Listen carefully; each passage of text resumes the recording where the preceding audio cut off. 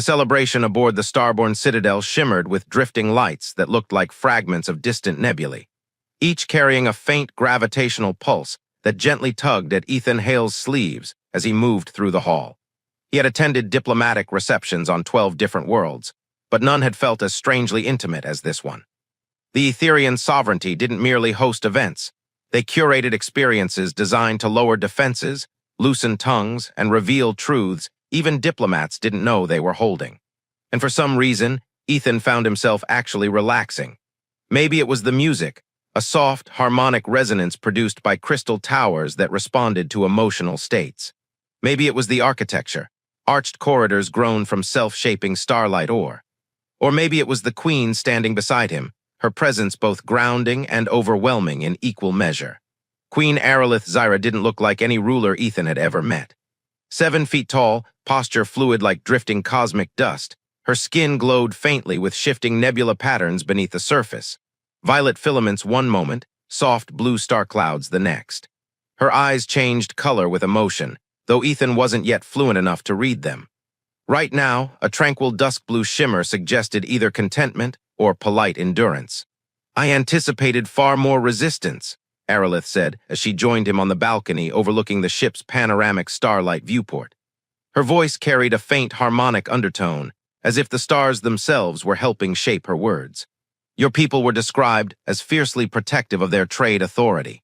"Trade authority is important," Ethan replied, accepting the glass of Lumeris she offered. The liquid glowed like distilled moonlight, warm and strangely soothing even before he drank it. But survival in the galactic marketplace matters more. And Earth doesn't survive many conflicts it can't win. Aerolith's lips curved in a soft, thoughtful smile. "Pragmatic, refreshing. Many delegates perform aggression as a negotiation tactic. You do not." "I leave performances to people who enjoy them," Ethan said. The queen tilted her head slightly, nebula light rippling along her cheekbones. "And do you enjoy this?" she asked. Ethan hesitated, taking a sip of Lumeris. The warmth slid through him like honest truth melting the edges of formality. "Yes, surprisingly, yes." Their conversation drifted, from trade routes to cultural philosophy, from political alliances to personal dreams. Aerolith spoke candidly about the burdens of solitary rule, the constant pressure from nobles urging her towards strategic marriage alliances, the endless expectation that she must be both invulnerable and endlessly available. Ethan had never imagined a monarch admitting loneliness, yet here she was, cosmic and powerful, confessing truths that felt fragile. "It's difficult," she said softly, looking out at the stars, "to know who sees me and who only sees the crown." Ethan studied her profile, the elegant curve of her astral horns, the quiet strength in her posture, the starlight shifting under her skin. Something stirred in him, something honest, something reckless. "I see you," he said before he could stop himself. Her eyes brightened to a warmer hue, not shock or dismissal, just curiosity, encouragement. The Lumeris made his thoughts drift upward, filterless. Words rose to his tongue without diplomatic restraint. "You'd make a cute wife." Silence struck the balcony like a gravitational collapse. Aerolith froze, not in offense, but in a stillness so profound the air itself seemed to wait. Her eyes shifted rapidly, dawn gold, then molten silver, then a deep ceremonial violet Ethan had never seen. Other Etherian guests paused, subtly inclining their heads. The resonance towers lowered their pitch as if recognizing a ritual trigger. Ethan blinked. "Wait, no, Queen Aerolith, I didn't mean." "I accept," she said, 2 words, soft, calm, devastating. "You accept what?" Ethan whispered. "Your proposal." She stood with the effortless grace of drifting starlight. "Your offer of marriage." "My, what? No, I wasn't proposing." Ethan half choked, half coughed, waving his hands like a man trying to physically erase sound waves. "I was just talking." Intent did not matter. Context had already sealed the interpretation. Etherian witnesses began humming low, harmonic tones of formal acknowledgement. Humans looked around in confusion. Ethan felt his pulse spike high enough to leave his body entirely. Aerolith lifted one hand, the gesture precise and unmistakably royal. A signal, a declaration. "People of the sovereignty," she announced, her voice amplified across the hall, "I accept the human envoy's marriage proposal. Preparations for the compatibility verification period shall begin immediately." Etherian nobles cheered in melodic crescendos. Ethan didn't need anyone to escort him. He was already drifting through the hall like a man whose soul had partially evacuated his body. Human diplomats whispered urgently into comms.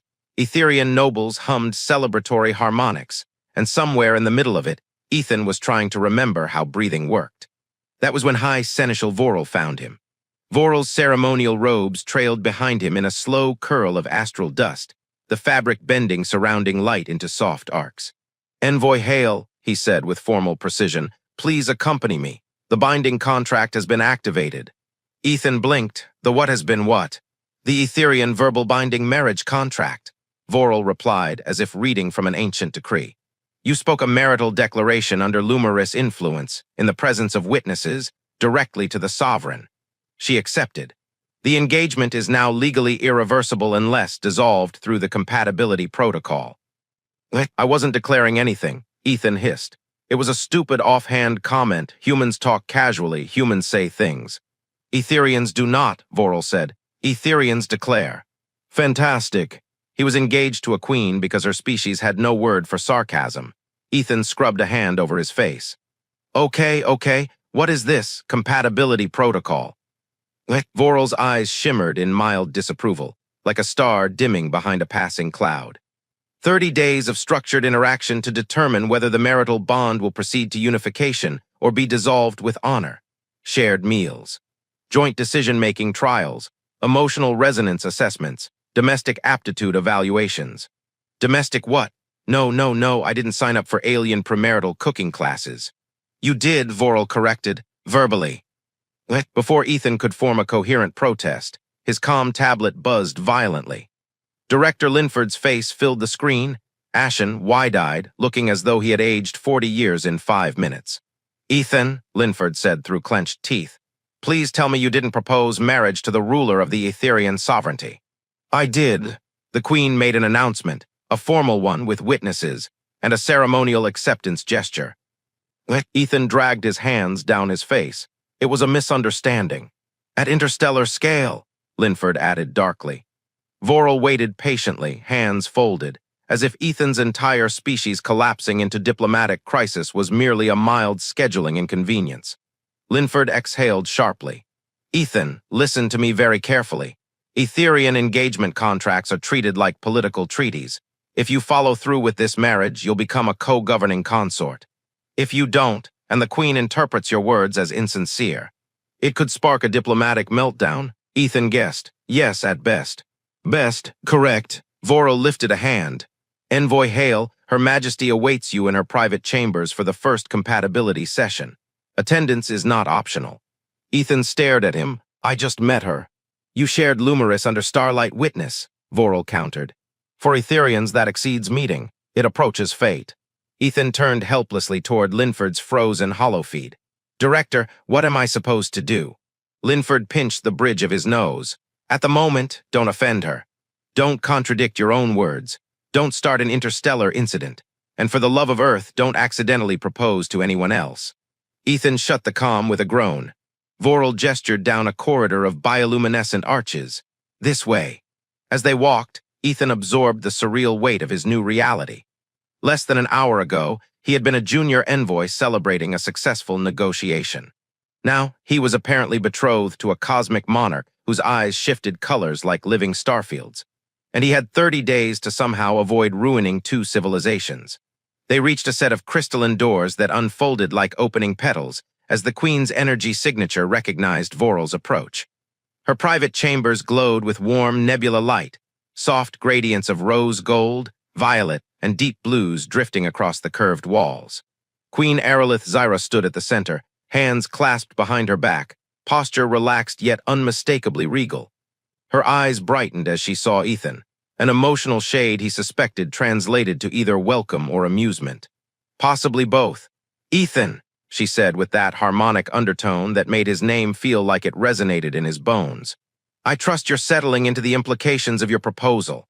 "That is one word for it," Ethan muttered. Aerolith approached him with slow, fluid grace. "I understand your people do not treat spoken commitments with the same gravity as we do. I will not hold that against you." "Oh, thank God." "But," she continued softly, "I accepted because I sensed sincerity behind your words." Ethan's heart kicked. I wasn't." She raised a hand, silencing him with a gesture so gentle yet absolute that he forgot how to speak. "Do not fear," she said. "The next 30 days exist so both of us may choose freely. Nothing is forced." Ethan had never been inside a monarch's private quarters before, much less one belonging to a species whose architecture was rumored to respond to emotional resonance. Now he understood why. The room seemed to breathe. As he followed Aerolith across the softly glowing floor, nebula patterns shifted beneath his steps, responding to the foreign energy of a human presence. It felt both intimate and overwhelming, like walking inside someone's heartbeat. "Your people prefer controlled environments," Aerolith said, motioning for him to sit in a seat that molded itself to his shape. "Etherian spaces grow with us. They reveal what we feel." Ethan tried not to imagine what the room might reveal about his current state, which was a chaotic storm of panic, awe, and something dangerously close to fascination. Vorel positioned himself near the doorway like a silent sentinel. "The first compatibility session will begin now," he announced. "Emotional transparency assessment." Ethan choked. "Emotional what?" Aerolith's lips curved in amusement. "It's merely conversation, Ethan. We speak, we listen, we learn." "That sounds suspiciously simple," he murmured. "Most profound things are." She sat across from him, posture relaxed yet impossibly elegant, her cosmic-patterned skin glowing with shifting lavender undertones. He wondered if that color meant calm or concern. He wondered when he'd start knowing the difference without asking. "Begin," Vorel instructed. Aerolith folded her hands in her lap. "Ethan, when you spoke those words earlier, you'd make a cute wife. What did you feel in that moment?" Ethan nearly slid out of his chair. Mortification, embarrassment, sudden desire to leap into an airlock. Her eyes warmed. "Before that," he swallowed, "I was comfortable talking with you more than expected. It felt like I was speaking to a person, not a queen." Aerolith's eyes deepened into a soft gold. "That is rare. Talking comfortably. Being seen." The room glowed faintly brighter, as if agreeing. They continued, her questions gentle but piercing in their clarity. What did he value in partnership? How did he respond to conflict? What frightened him most? Not professionally, but personally. Ethan found himself answering honestly despite every diplomatic instinct screaming at him to remain guarded. Something about the environment, or the Lumeris still lingering in his system, or simply the way Aerolith listened, fully, patiently, with genuine curiosity, pulled truth out of him like gravity. When he spoke about losing his mother young and learning to bury emotion behind responsibility, Aerolith's gaze softened with a resonance he didn't understand but felt. When he admitted he feared disappointing others more than failing himself, her cosmic patterns flickered with tender recognition. At one point he caught Vorel watching him, eyes narrowed thoughtfully. It was unnerving. Ethan leaned closer to Aerolith and whispered, "Is he judging me?" "He is observing," she said. "Judgment is reserved for later stages." "Later stages." Her laughter was like soft stardust falling on crystal. "Do not be alarmed. Our tradition is designed to reveal compatibility, not punish incompatibility. But if we're incompatible, then we dissolve the contract with honor," she said gently, "and return to our diplomatic roles." Right, simple. Except Ethan now knew he didn't want to disappoint her. That realization hit harder than he expected. After an hour of emotional exposure, Vorel finally nodded. Assessment complete. He stepped aside, allowing the walls of the chamber to shift again. A table grew from the floor, crystalline, shimmering with faint galaxies trapped within its surface. "Now," Aerolith said, "the second assessment, cooperative reasoning."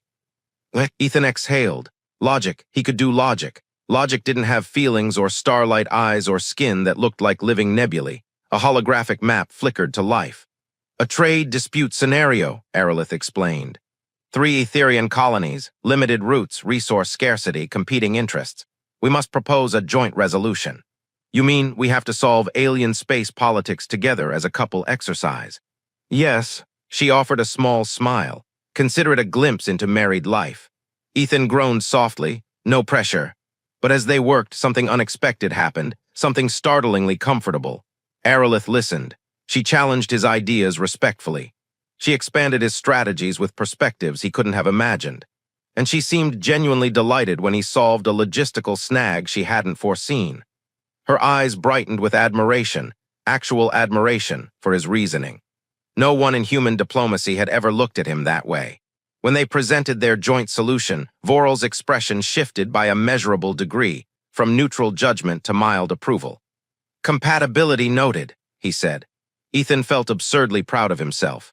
As Voral exited, leaving them in relative privacy, Aerolith turned to him.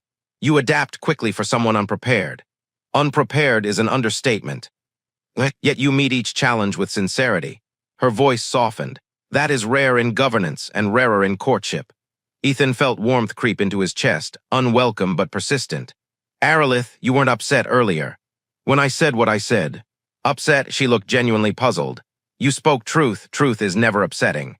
"It was careless." "Careless truth is still truth." She tilted her head, cosmic patterns shimmering. "Ethan, do you regret it?" He hesitated. He wanted to say yes, should say yes, but the words didn't come. Aerolith watched him closely. "That is answer enough." Before he could respond, a soft chime echoed through the chambers, a signal from the Central Palace network. Aerolith exhaled.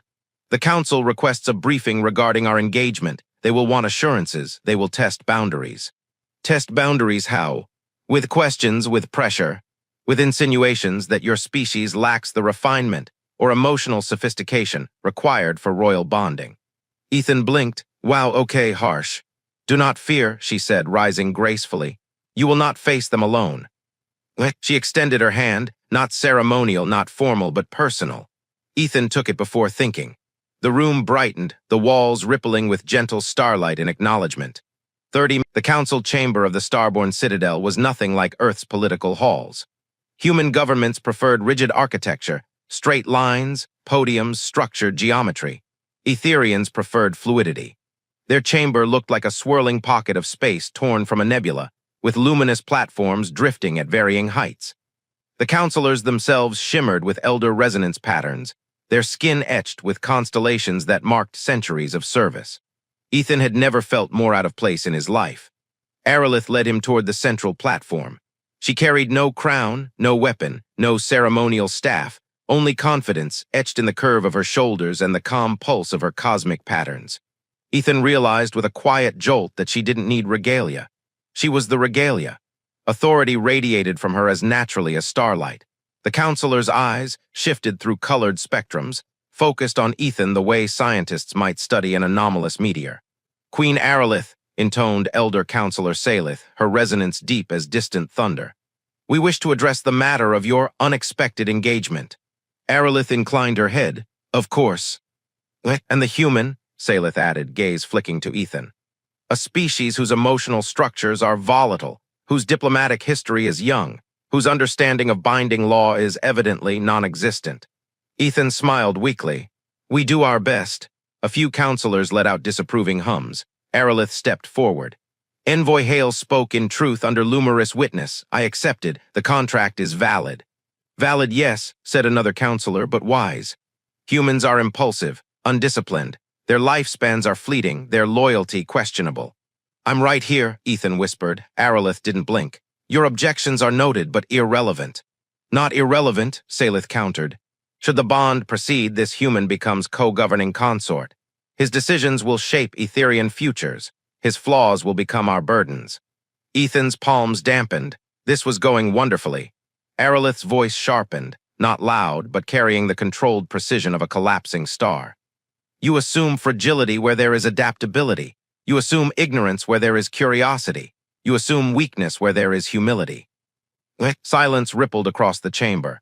"He has shown more intellectual flexibility in hours than some counselors display in decades," she continued.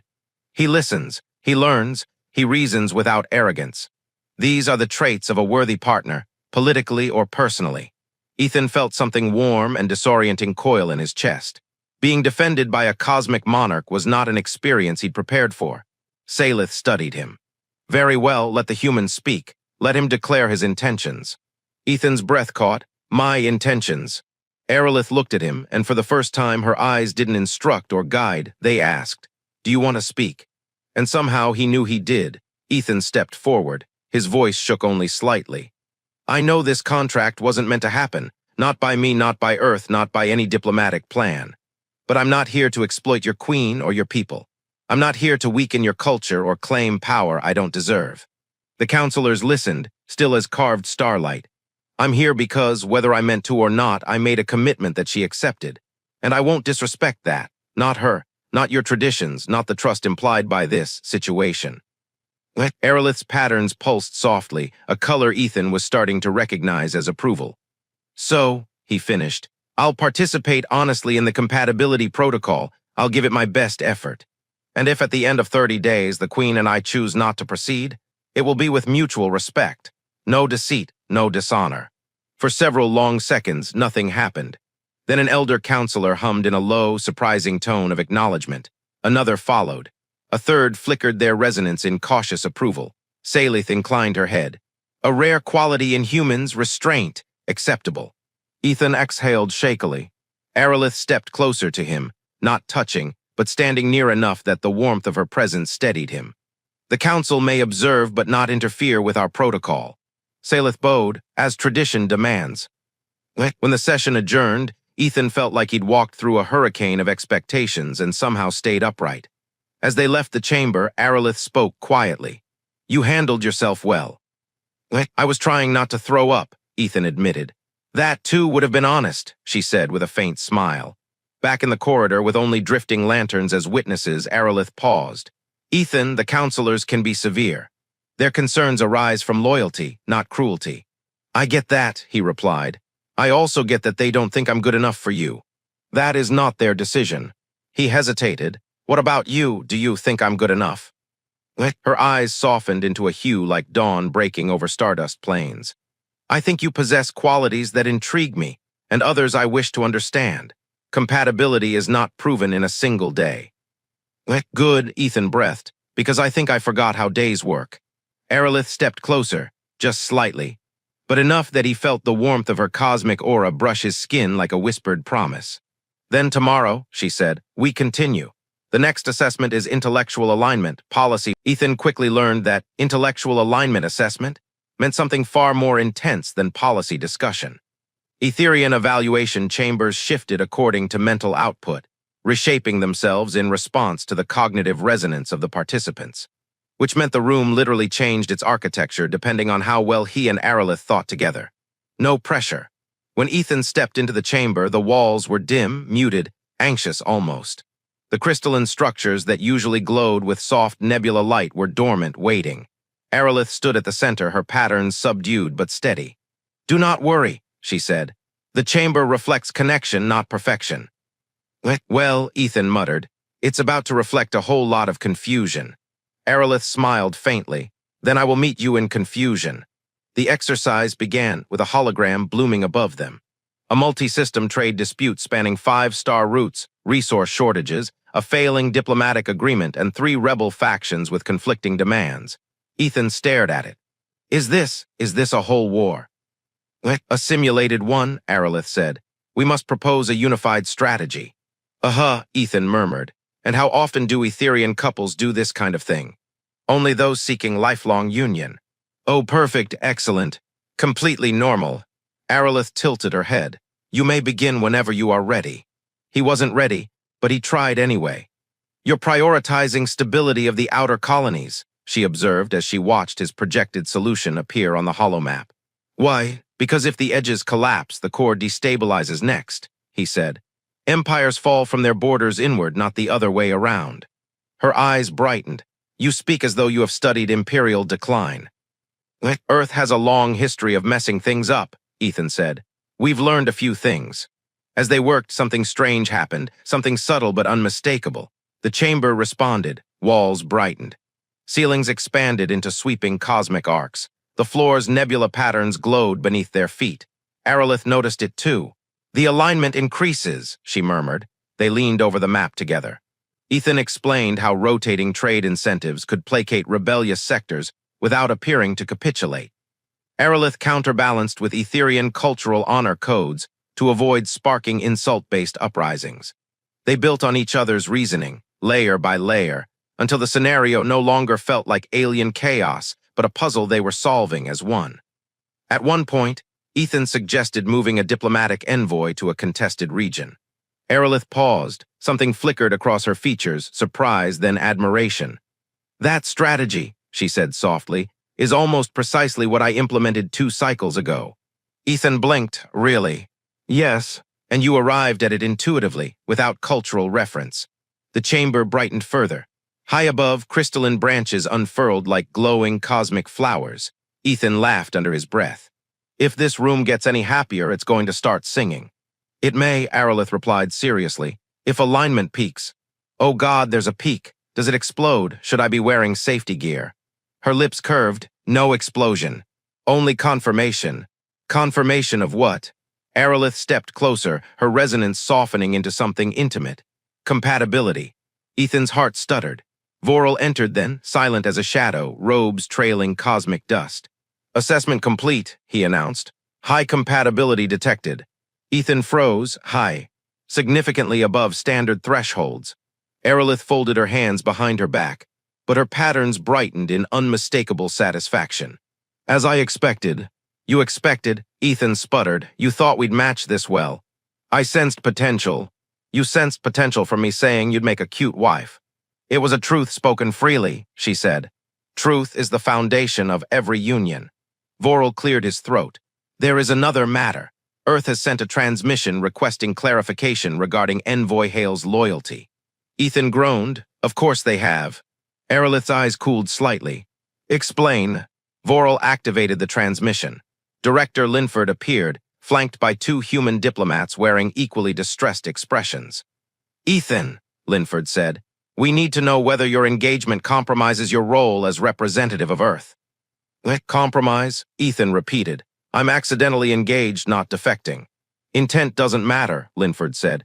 Perception does. Are you still acting in the best interests of humanity?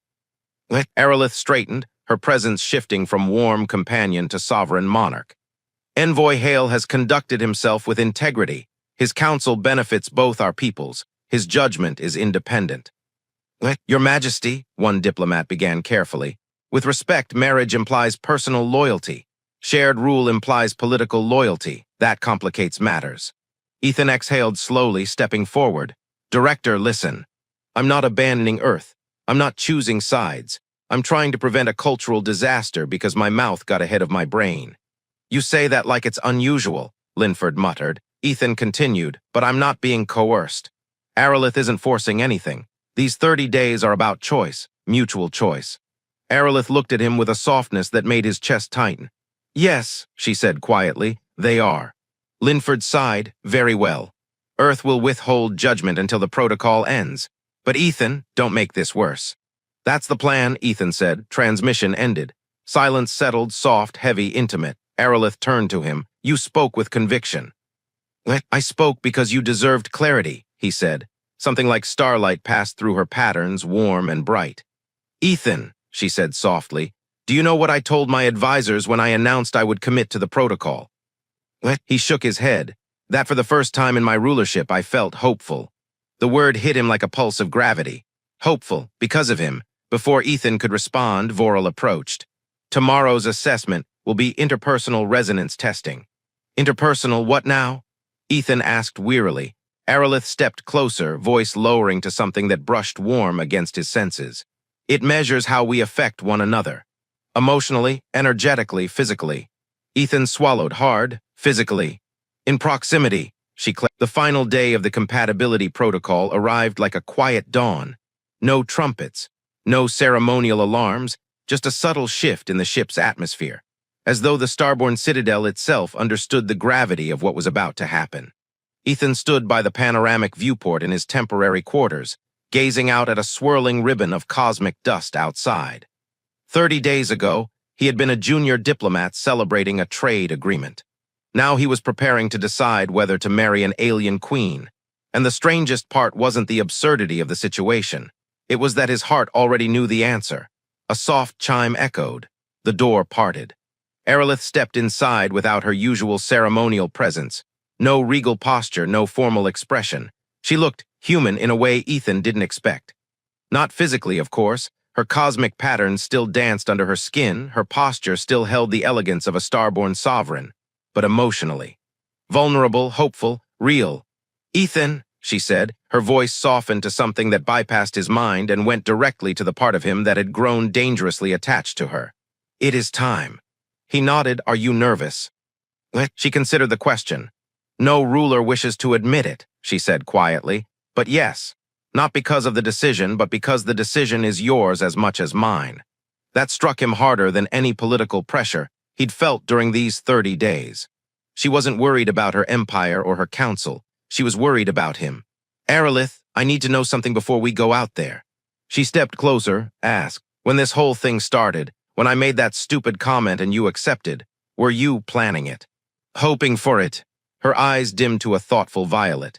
I did not plan your words, but I created an environment where truth could emerge freely. You spoke honestly. I responded honestly. So you nudged it. I allowed possibility, she corrected. But what grew afterward, your choices, your reasoning, your heart, none of that was orchestrated. Ethan swallowed. Somehow that mattered more than he expected. Thank you, he said. For what? For not pretending this wasn't complicated.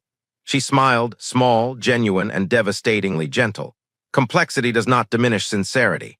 A moment passed between them, warm and fragile. Then she extended her hand. He took it.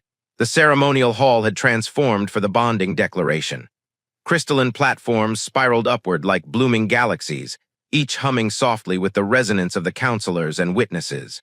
Humans watched through holofeeds. Etherian nobles lined the elevated rings, their patterns glowing with anticipation. High Seneschal Vorel stood at the center, radiating solemn authority.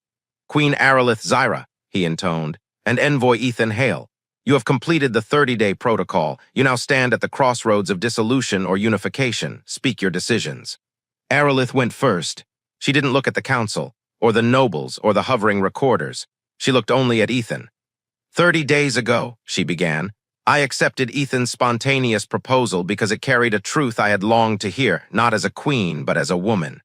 These days have shown me a partner who listens, reasons, challenges, and cares with sincerity. I do not choose him because tradition permits it or politics encourage it. I choose him because I wish to walk the future beside him. Her patterns flared in warm, radiant gold. I choose unification. Vorel turned to Ethan. His heart hammered, but his voice came out steady. 30 days ago, I was terrified, he admitted, and confused, and pretty sure I'd triggered a diplomatic extinction event. But every day since then, you've shown me something I didn't expect. Someone who carries the weight of a civilization but still makes room for honesty, for humor, for connection. He exhaled slowly. I came into this wanting escape. I'm standing here wanting partnership, not because I have to, because I choose you. He lifted his chin. I choose unification. A wave of harmonic resonance swept through the chamber, the Etherian equivalent of applause. Crystal lattices shimmered overhead, responding to the emotional frequency of the moment. Light cascaded down like falling stardust. Vorel raised his hands. Then by sovereign law and cosmic witness, I bind your choices. Let the union begin. There was no kiss. Etherian ceremony did not emphasize public affection. Instead, Aerolith stepped forward until their foreheads touched, bridging the space between their species with the simplest, most profound form of contact in her culture. A soft warmth flowed from her into him. A resonance. A promise. When they parted, her voice was a whisper just for him. Welcome home, Ethan. He smiled. We're exactly as home now. She intertwined her fingers with his. Wherever we decide to build it. As they walked together through the luminous hall, Ethan realized something astonishing. This hadn't been an accidental proposal. Not anymore. It was a choice, mutual. Verga, no me digas eso, güey.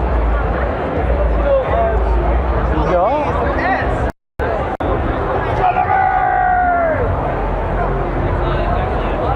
El lugar es enorme. Sí, güey.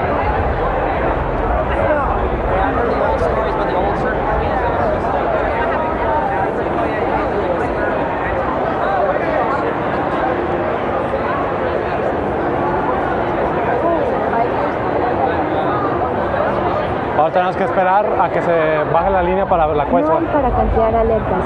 Y mira, tiene novio, háblale, quizá le guste el NTR. ¿Cómo?